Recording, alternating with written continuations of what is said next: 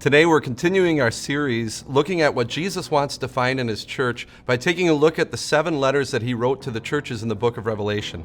Yesterday we saw Jesus praising the church at Ephesus for sticking to his word. Then comes the hard part. He says, but. It's kind of like when I ask my wife, so how was the sermon today? And she says, it was good, but. You know something painful's coming. Well, this is what Jesus says. He says, but I hold this against you.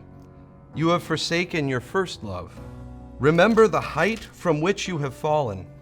Repent and do the things you did at first. And we know some of those things that they did at first.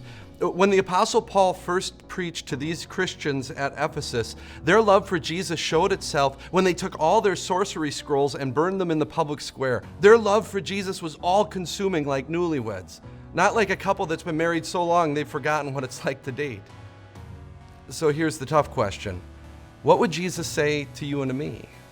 Because make no mistake, this is the same Jesus who's with you at home, at your work, on your dates, everywhere. If you're like me, you'd probably have to hang your head in shame because sometimes I do the right things, but for the wrong reasons. Not necessarily out of that awesome love for Jesus, but for selfish reasons. Why does that happen? It's because we forget what we were saved from. Friends, remember the heights. Remember when God the Father came to you and said, I am going to take every sin of yours and put it on my Son.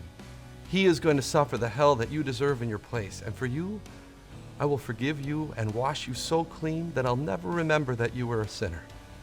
Remember the height. Remember the last time that you truly realized and appreciated that you were on a cliff, teetering on a cliff that led to hell. And God came to you and saved you by showing you that what Jesus did on the cross, he did just for you. What sin do you carry with you today? The Jesus who has never stopped loving you says, I forgive you. What worries and fears do you carry with you today? Jesus says, give them to me. I care for you. Don't worry. And Jesus isn't done. He has something special waiting for you. This is what he says. He says, to him who overcomes, I will give the right to eat from the tree of life, which is in the paradise of God. Then we will see our Jesus face to face and stand with him in victory. Just imagine what a church that constantly reminds itself of Jesus' love would be like. Nothing could stop her. Be that kind of church. Be a church that stays in love with Jesus.